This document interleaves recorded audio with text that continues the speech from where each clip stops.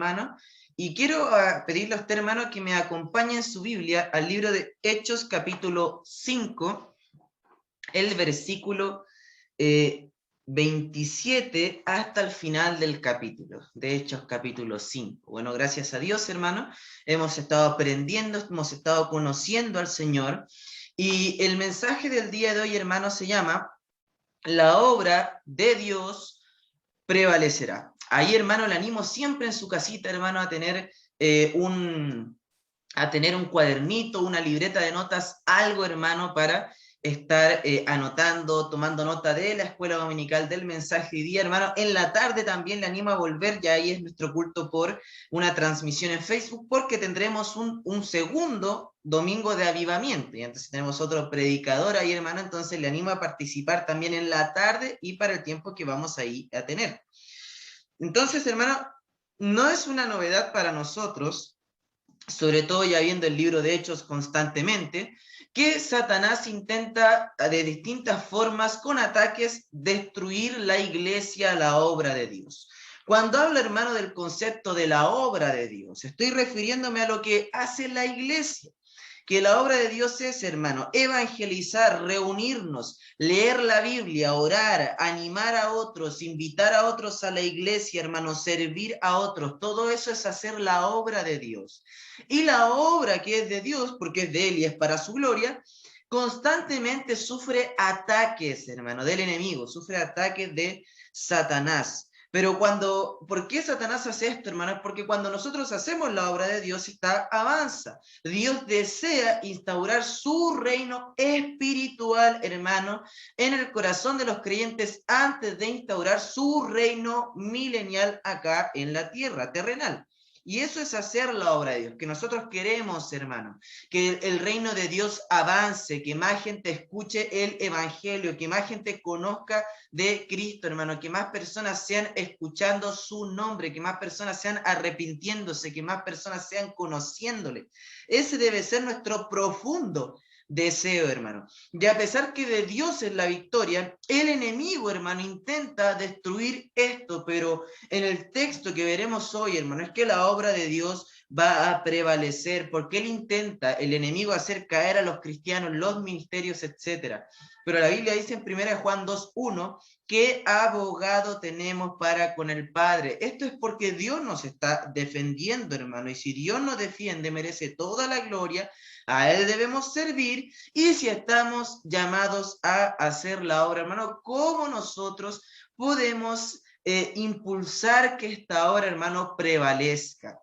Y la obra de Dios va a prevalecer. Pero quiero hoy día, hermano, que veamos tres cosas de cómo la obra de Dios va a prevalecer. Y la primera de ellas, hermano, es que la obra de Dios, ya conversamos que es el punto de la obra de Dios, la obra de Dios va a prevalecer mientras los cristianos den testimonio de Cristo. Es el punto principal, ¿no? Vea conmigo ahí, Hechos 5, hermano.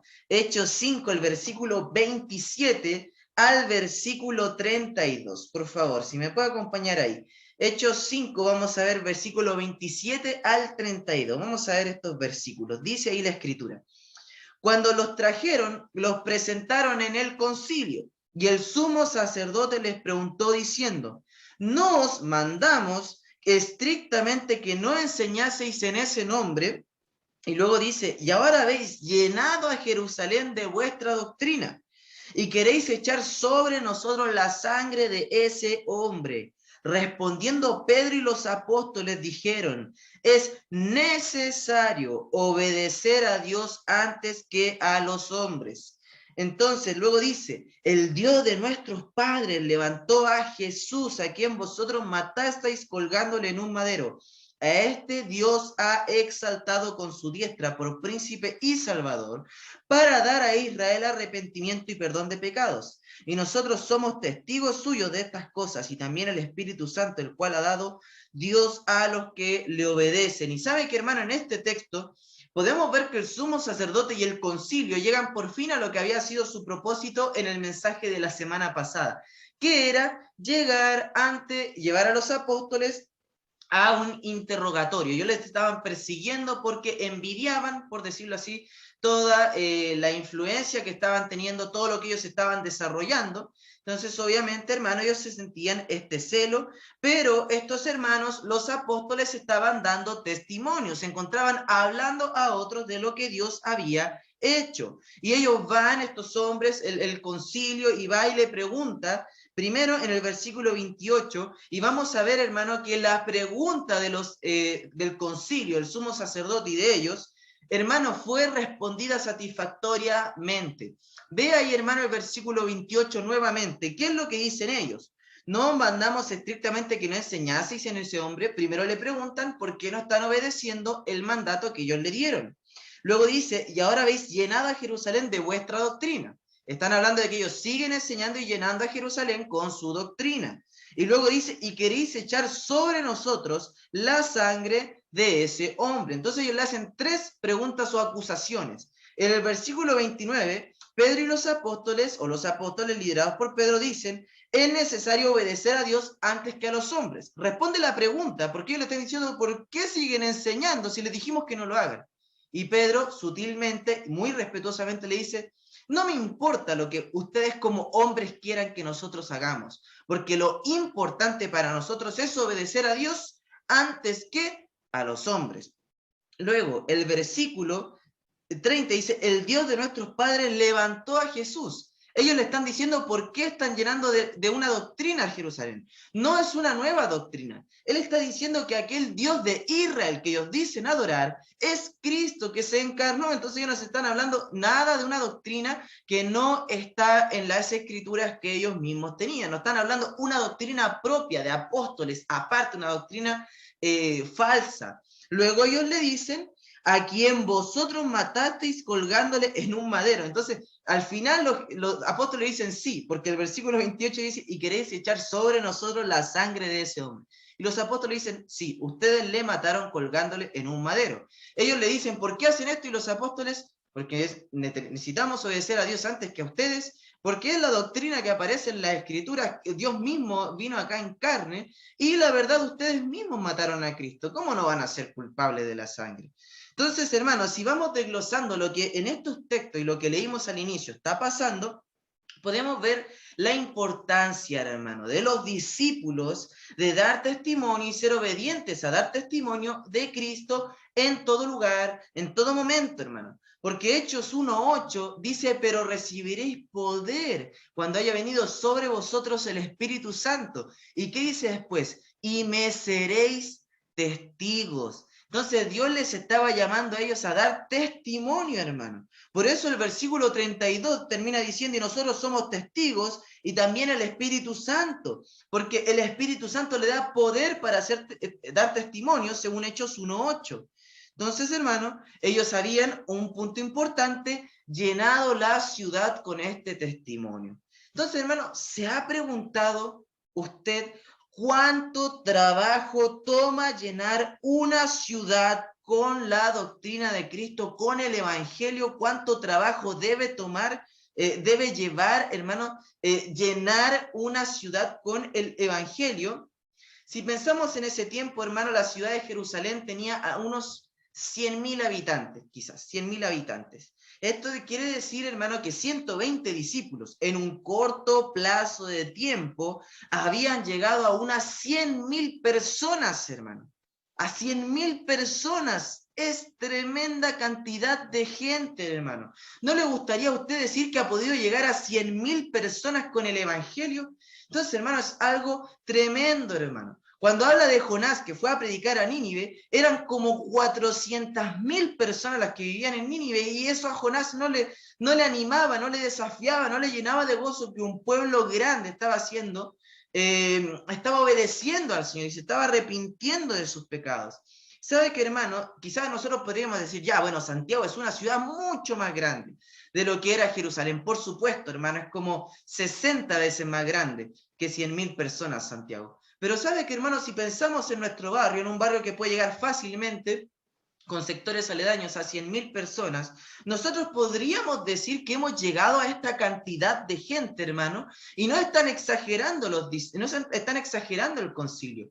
Porque ¿qué nos dice al inicio? Que cuando Pedro predicó, se convirtieron 3.000 personas y luego 5.000. ¿Sabe qué, hermano? 8.000 dando testimonio. A 12 personas ya más o menos podían llegar a 100.000 personas. Y nos habla un poquito de la multiplicación que nosotros podemos tener. Pero ¿sabe lo importante, hermano, de esto? Es que los apóstoles lo hicieron, estos 120 hombres lo hicieron, sin campañas por internet, sin imágenes promocionales, sin eventos especiales con comilona incluida, sin entretención y juegos para cada reunión de jóvenes, etcétera, hermano. ¿Sabe cuál fue el punto principal, mi querido hermano, de la predicación de los apóstoles?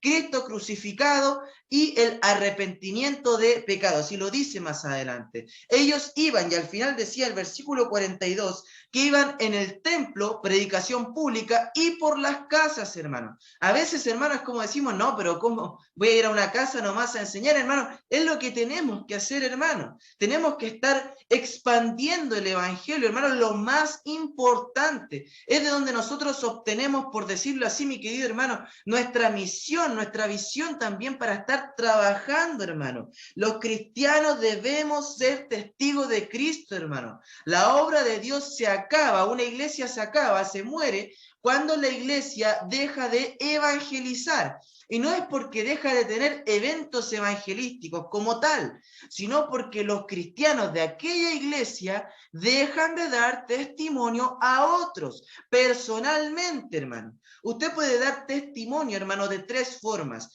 Persona a persona, usted conversando con alguien el evangelio, públicamente cuando hacemos una actividad, se habla a varias gente, a varias personas, o plantando iglesias, hermano. Y podemos estar involucrados hasta en las tres en el mismo momento, hermano. Pero nosotros y usted, mi querido hermano, debe ser un testigo de Cristo, hermano. Debe estar hablando a otros de Cristo. No puede suponer ser obediente a Dios, hermano, si esta semana, si la semana pasada, si este mes no le ha compartido a nadie el evangelio, hermano. ¿No le daría gozo, hermano, decirle a una persona, ya sabes qué, me gustaría que podamos, a alguien que no ha llegado a la iglesia, alguien no creyente, decirle, mira, te puedo venir a enseñar la escritura, te puedo compartir el evangelio, y la persona diga sí, y empiece a invitar a otros, alguien que no conoce a Cristo, hermano? Eso es una bendición, hermano. Ese es el trabajo que la iglesia tiene que hacer y que hará que la obra de Dios prevalezca. ¿Por qué aquí hay tanto fruto, hermano? Es porque la iglesia está predicando el evangelio, hermano. Aquí hay un punto interesante, hermano. Y es que los del concilio dicen que ellos quieren, los apóstoles, echar la muerte de Cristo, culparlo de la sangre de Cristo sobre ellos. Entonces, bueno, hermano, ¿sabe por qué esto es interesante? Porque en Mateo 27, hermano, si usted me acompaña ahí a leerlo, Mateo 27, versículo 24 al 25, Mateo 27, 24 al 25, dice ahí la escritura: viendo Pilato que nada adelantaba, sino que se hacía más alboroto, tomó agua y se lavó las manos delante del pueblo diciendo: inocente soy yo de la sangre de este justo, allá vosotros. ¿Y qué responde el pueblo? Incitado anteriormente por este concilio, estos sacerdotes, estos fariseos. Dice: su sangre sea sobre nosotros y sobre nuestros hijos. Eso fue lo que dijeron ahí, hermano, en ese preciso momento. Ellos estaban totalmente cegados por su pecado. Y el problema, hermano, no es esto, no es que ellos dijeran esto, sino que ellos creían que el alboroto que los apóstoles estaban haciendo era de alguna manera en venganza por la muerte de su líder. Por eso ellos dicen: queréis echar sobre nosotros la sangre de este hombre. Pero luego empieza a explicar, y aquí hay una sección maravillosa, hermano, porque ellos empiezan a decir: el Dios de nuestros padres levantó a Jesús, no es otro Cristo, no es un Cristo falso, un Mesías falso, no es un líder cualquiera, estamos hablando de Cristo, resucitó. El versículo 31 dice: a este Dios ha exaltado con su diestra por príncipe y salvador, para dar a Israel arrepentimiento y perdón de pecados. Solo quisiera hacer un alcance en este texto porque está más que claro lo que aquí nos quiere decir con la palabra príncipe. Porque aquí esta palabra príncipe, hermano, es una palabra que también se usaba más comúnmente, quizás más que príncipe, es pionero. el pionero, está hablando de un pionero. Entonces, ¿sabe que, hermano? Esta palabra para pionero es muy parecida a la que aparece en Hebreos 12, versículo 2. En Hebreos 12, versículo 2, tienen como una unión muy importante para nuestra vida, porque Hebreos 12, 2 dice, puesto los ojos en Jesús, el autor y consumador de la fe, el cual por el gozo puesto delante de él sufrió la cruz, menospreciando el oprobio, y se sentó a la diestra del trono de Dios. Y lo que ellos querían decir al decir príncipe o pionero y salvador, ellos están diciendo, es nuestro salvador, sí, pero saben que no es solamente eso, porque Él gobierna sobre nuestra vida. Él no es solamente el inicio de una fe, y luego yo vivo como quiero. Él es toda mi fe. Él es todo lo que yo conozco, es todo lo que yo hago, es todo para quien servimos. Por eso le está diciendo, es tan lógico para nosotros que obedezcamos a los hombres antes que Dios. Y por eso los apóstoles terminan diciendo que el Espíritu Santo les da poder, porque los ataques del enemigo es Satanás contra el poder del Espíritu Santo en nuestra vida. La obra de Dios va a prevalecer mientras los cristianos den testimonio de Cristo. Cuando los cristianos están callados sin hablarle a otros de Cristo, empieza, hermano, a decaer la obra del Señor, hermano. Debemos estar dando testimonio de Cristo a otros. Debemos hacerlo, hermano. Compártale a alguien el evangelio, compártale a alguien, hermano. Usted conoce gente que no es cristiana, hágalo, hermano. Trate de buscar ahí cómo compartirle el evangelio. Ore por oportunidades, hermano, y Dios concede aquellas oportunidades. Vamos a ver un segundo punto, hermano, sobre la obra de Dios va a prevalecer. Y la obra de Dios prevalecerá mientras Dios defienda su causa. Este es el punto más importante. Ve ahí conmigo, hermano, Hechos 5, versículos 33 al 39. Ya dice aquí la escritura. Ellos, hablando del concilio, oyendo esto, se enfurecían y querían matarlos. ¿A quién? A Pedro y los apóstoles.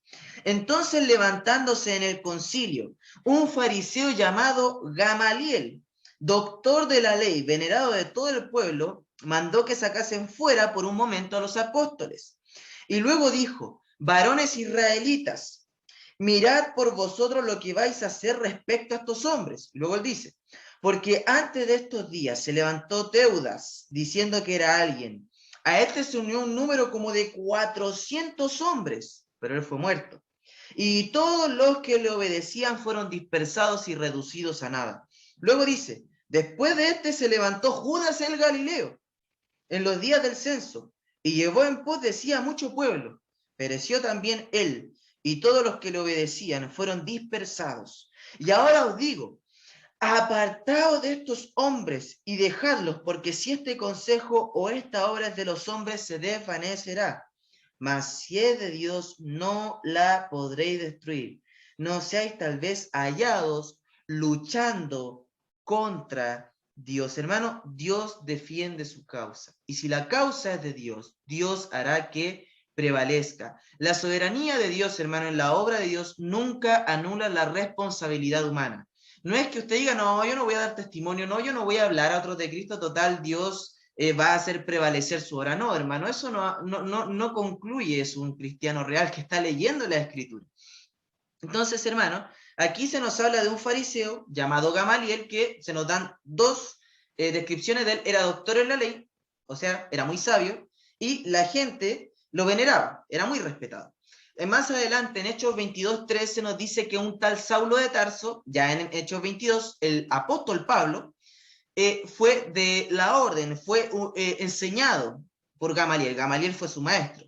Entonces no estamos hablando de cualquier hombre, porque cuando se habla del apóstol Pablo como fariseo, no se habla de cualquier fariseo. ¿Ya? Pero sabemos que eso no es lo importante. Pero algo, hermano, que resaltar de Gamaliel es que por más que era un hombre sabio, no, la verdad, no era un creyente, era incrédulo. Y yo le voy a mostrar por qué en este texto. Gamaliel, claro, era un hombre sabio, usa una lógica que es cierta, pero él en su corazón no creía verdaderamente en el Señor Jesús. Porque ¿cuál fue su argumento? Primero, habló de un hombre llamado Teudas, que tenía como 400 seguidores, pero cuando murió, sus seguidores fueron dispersados. Luego, habla de Judas el Galileo, otro hombre que se levantó o mucho pueblo le siguió en el censo. Bueno, muy inteligente el hombre, aprovechó una oportunidad donde había muchas personas ahí en el pueblo para hacer este levantamiento, pero luego que pereció, murió, ocurrió lo mismo. Ahora, el argumento de Gamaliel es, estamos viendo a estos hombres que se levantaron y sus obras no permanecieron. Hagamos lo mismo con estos hombres que son estos apóstoles y discípulos, porque si es de Dios, va a seguir. Pero si no es de Dios, no hay de qué preocuparnos, ¿no? Porque si es de Dios, va a perecer.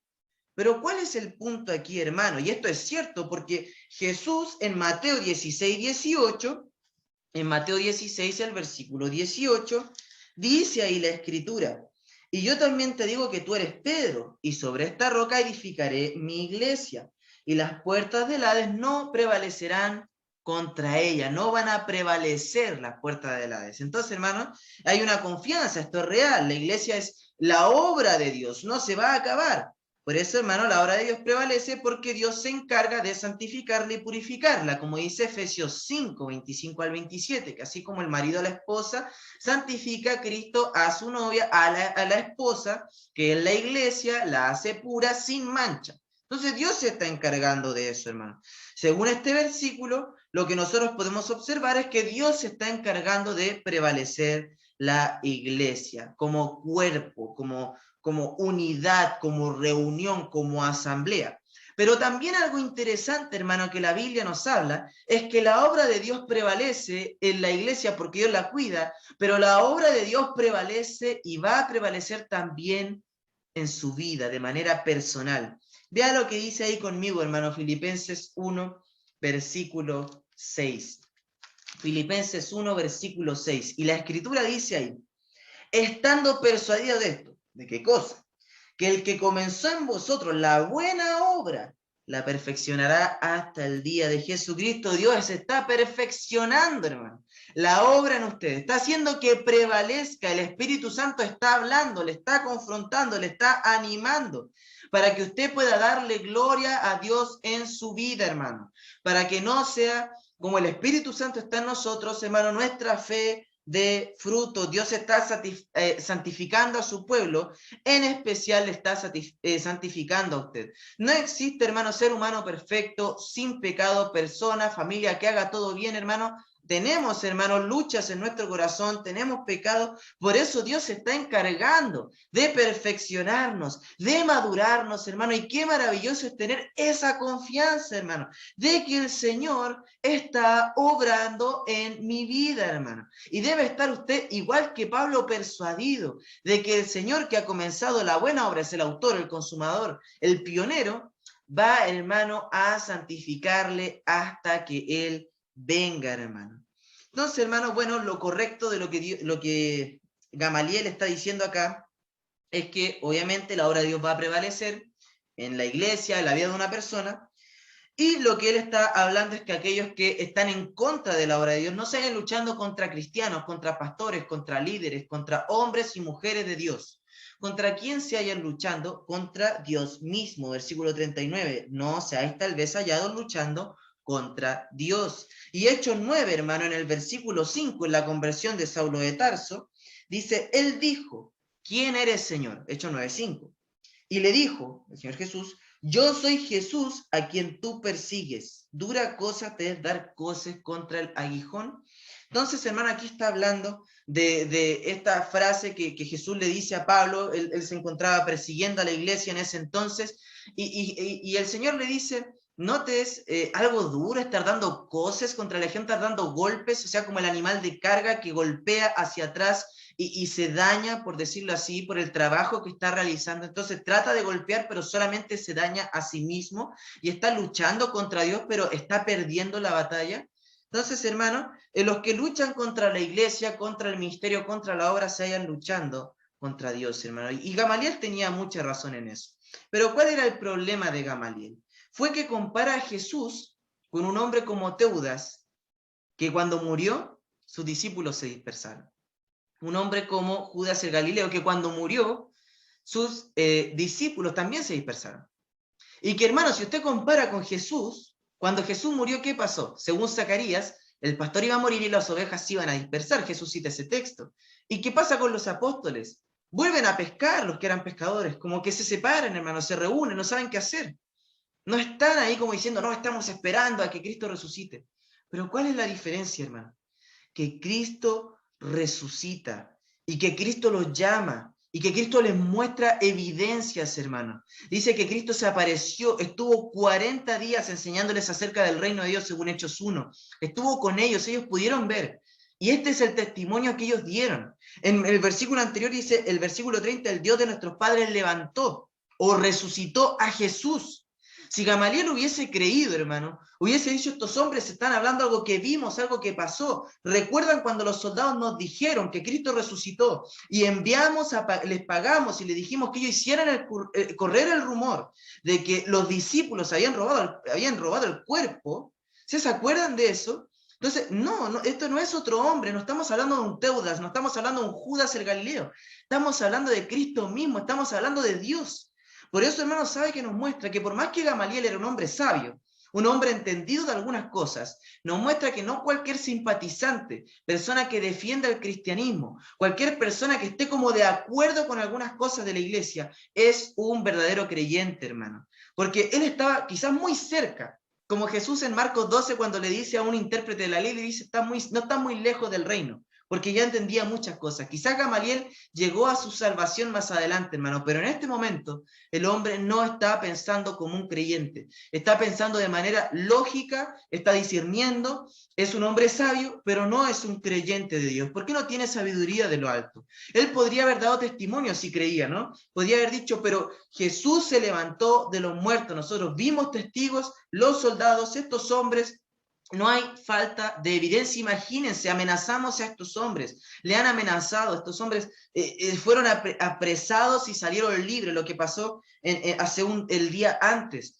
Pero, ¿qué dice? No, mira, comparémoslo con Teudas, con Judas el Galileo, cuando murió sus discípulos se dispersaron. Pero sabe que, hermano, Jesucristo no murió porque la muerte no tuvo poder sobre él. Por eso 1 Corintios 15 dice, ¿dónde está muerte tu aguijón? ¿Dónde sepulcro tu victoria? No tuvo victoria sobre Cristo. De eso está hablando, hermano. De que la resurrección de Cristo es un pilar fundamental en la fe del creyente.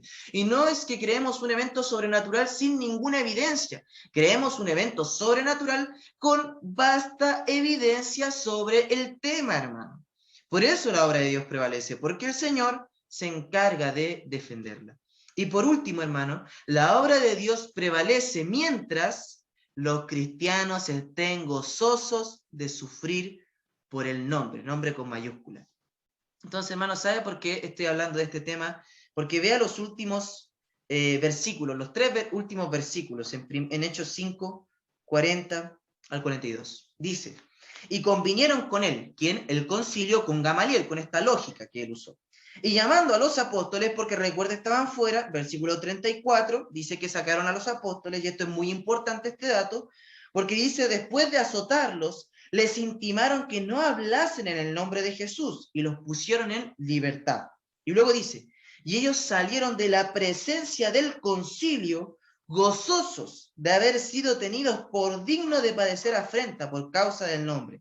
Y todos los días, en el templo y por las casas, no cesaban de enseñar y predicar a Jesucristo. Hermano, el concilio convino con Gamaliel, dijeron, ya Gamaliel, estamos de acuerdo contigo, vamos a liberar a los apóstoles, pero ¿qué hacen antes, hermano? En el versículo 40 dice que los azotaron, no tenían ninguna razón por azotarlos, y les volvieron a decir que no hablasen el nombre de Cristo, los amenazaron, y luego los pusieron en libertad. Entonces, obviamente, no solamente escucharon la palabra de Gamaliel, sino también tomaron esta justicia. Pero ¿sabe cuál es el punto importante aquí, hermano? Es que la reacción de los apóstoles es lo interesante, porque ellos sufrieron mucho y salieron con ¿qué en el versículo 41? Grábese esto en su mente, hermano.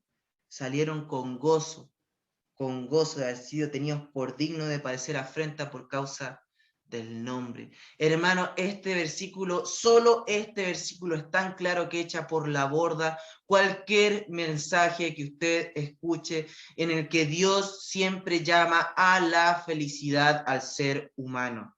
Porque, hermano, Dios no es que quiera hacernos infelices, hermano, personas así que no puedan disfrutar nada, todo lo contrario, pero el concepto que Dios tiene de felicidad es muy distinto al concepto que el mundo da acerca de la felicidad. Los creyentes podían estar gozosos sufriendo, hermano. ¿Quién en el mundo entiende ese tipo de sabiduría? Que tú sufres y estás gozoso. Nadie, hermano. Solo el cristiano. Los apóstoles no habían escuchado el discurso de Gamaliel. No habían escuchado su apoyo, entre comillas, digo apoyo entre comillas, a la obra de Dios. No lo habían escuchado.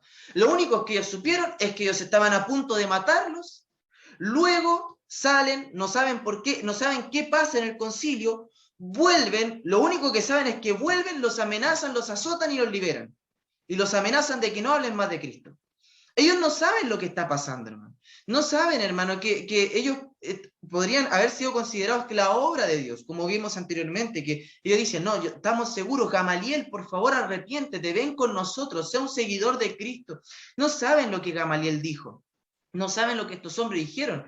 Quizás si escuchaban hablar de Teudas, de Judas el Galileo, ellos hubieran dicho, pero Cristo resucitó, hubieran vuelto a dar testimonio. No, ellos no saben nada de lo que pasó.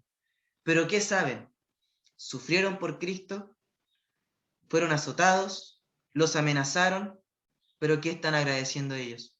Que están en libertad de nuevo, que pueden ir a hablar el Evangelio, que nada les está prohibiendo, porque pueden hacerlo, hermano. Nada les está prohibiendo hablar el Evangelio porque aún tienen su voz para poder hacerlo. No les prohibía nada ir a las casas porque aún tenían sus pies ahí. No, no, hermano, imagínense ellos saliendo del concilio con su cuerpo azotado, hermano. No sé si alguna vez ha visto una representación de los azotes hacia Cristo, pero algo parecido, azotes, hermano, sangre saliendo, hermano, de su cuerpo, y ellos tocan ahí sus heridas con sus manos manchadas de su propia sangre, aún solamente por dar testimonio de Cristo, y ellos están gozosos, y se miran y dicen, gracias, Señor. Gracias, porque ahora podemos seguir hablando de ti. Estamos sufriendo por tu nombre. Entonces, hermano, la reacción de los apóstoles al salir del concilio fue gozo. ¿No le parece eso interesante, hermano? ¿O suficientemente confrontador solamente leyendo el texto? Porque, hermano, ellos no salieron reclamando. Ah, ya van a ver concilio traidor, hipócritas, falsos, blasfemos. No fueron a hacer una denuncia a la policía. No se entristecieron preguntando, ¿por qué, Señor? No intentaron hacer una revuelta y una marcha por los apóstoles sufridos, con el respeto al tema, hermano. Pero esa no fue la actitud de los verdaderos cristianos. ¿Cuál fue, hermano? Gozosos por sufrir por el nombre de Cristo. Segunda de Timoteo 3, hermano. Segunda de Timoteo 3, el versículo 12, dice, y también los que quieren vivir piadosamente en Cristo Jesús padecerán persecución. Y también los que quieren vivir piadosamente en Cristo Jesús padecerán persecución, hermano. La Biblia nos habla de esto, hermano, de que usted debe estar dispuesto a sufrir por Cristo y serle fiel en ese momento, hermano. ¿Sabe qué, hermano? Ellos están agradecidos por sufrir por la causa de Cristo. Hermano, en ocasiones, y debemos preguntarnos verdaderamente, hermano, no decir sí y que el resto de la semana no se muestre, pero ¿usted estaría dispuesto a sufrir por la causa de Cristo de esta manera? Es un gozo, hermano, y debería ser un gozo si perdimos todo por Cristo. Esto no tiene menos que confrontar nuestro orgullo, hermano, porque usted no quiere sufrir. Usted no planea sufrir, hermano. Usted no está planeando sufrir el siguiente mes. No, hermano. Usted está planeando vacaciones. Usted está planeando tiempo con familia. Usted planea usar dinero en cosas que le agradan, hermano.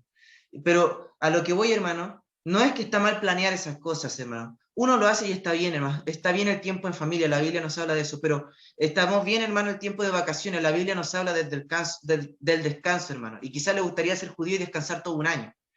Pero, hermano, ¿sabe cuál es el punto?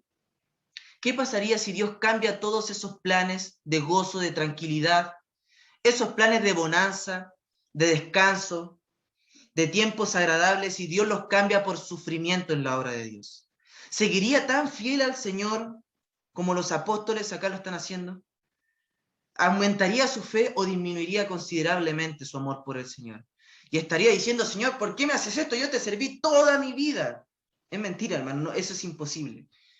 Diciéndole al Señor, Señor, yo hice todo por ti, yo di todo por ti. ¿Por qué me haces pasar por estas circunstancias, Señor?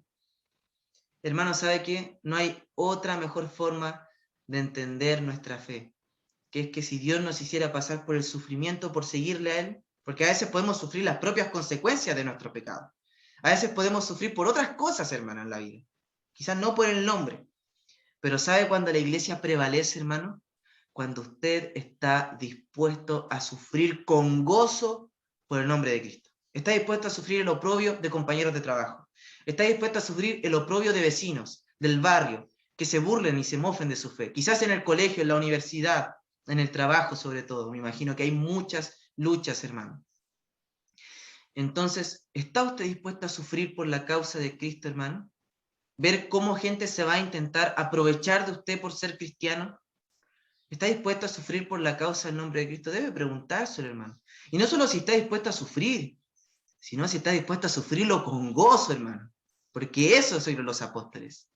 Y el versículo 42 nos dice y nos da una exclamación perfecta de lo que debe ser el ministerio para cada uno de los cristianos, que dice que ellos salieron de la presencia del concilio gozosos, pero el versículo 42 dice, todos los días no dejamos de ser cristianos nunca, en el templo y por las casas, tanto públicamente y en las reuniones entre semana con otras personas, no cesaban de enseñar y predicar sus preferencias, sus gustos, su equipo de fútbol, su nueva adquisición de algo, de algún bien material. ¿De qué hablaban, hermano? ¿De qué enseñaban? ¿Qué comentaban? Solo a Jesucristo, hermano. La obra de Dios prevalece, hermano, cuando cumplimos, practicamos, hacemos la obra de Dios. Cuando la estamos haciendo, hermano, cuando estamos hablando de Cristo a otras personas, hermano, cuando estamos sirviendo, hermano. A veces nosotros decimos, y podemos servir al Señor sin gozo, hermano, solo por una apariencia, hermano, solo por algo externo. Pero hermano, que no seamos de aquel grupo que sirve al Señor sin gozo, porque si el Señor manda una prueba, no podemos estar gozosos en medio de la prueba, hermano, sin entender que Él tiene un propósito, aunque nosotros no entendamos el propósito, pero sí podemos entender que Dios tiene un propósito. Entonces, hermano, ¿estaría usted dispuesto a sufrir con gozo por la causa de Cristo? Hermano, que su corazón sea confrontado, que no quiera pertenecer al grupo que un día va a huir avergonzado de la presencia del Señor. Está hablando de cristianos en 1 Juan 2, el texto que estoy citando. Entonces la obra de Dios, hermano, siempre va a prevalecer aunque el enemigo intente destruirla, porque no va a poder. Pero usted debe estar atento, hermano, a usted, a su vida, personalmente, a si usted es un fiel testigo de Cristo. Si usted es un fiel testigo del Señor, da testimonio de Él, con su vida, con sus acciones, con sus palabras, con la historia que sube al Instagram, con la historia que sube al Facebook, con el video que sube, con sus publicaciones, con lo que comparte con otros. También, hermano, si usted confía en que Dios está obrando en su vida, que Dios está obrando personalmente en usted. Y por último, hermano, si usted está dispuesto a sufrir con gozo por la causa de Cristo, y le prometo, no sufrirá con gozo por la causa de Cristo, sino está gozoso ahora sirviendo al Señor Jesús. Quizás ni siquiera está sufriendo, hermano, pero no está gozoso en la causa de Cristo. Debe estar gozoso, hermano, porque el gozo a veces es una lucha, hermano. A veces no queremos estar gozosos sirviendo al Señor, pero debemos hacerlo, hermano. Los apóstoles nos dan una confrontación con sus vidas y con las palabras que ellos dieron, con lo que ellos hacían. Así que, hermano, no deje pasar la oportunidad de vivir su fe como los apóstoles aquí nos muestran que debe ser vivida. Y use su tiempo para servir al avance de la causa de Cristo, hermano. Rechace la mediocridad espiritual en su vida, hermano, y sirva al Señor Jesús. Vamos a terminar orando, hermanos, y luego vamos a cantar una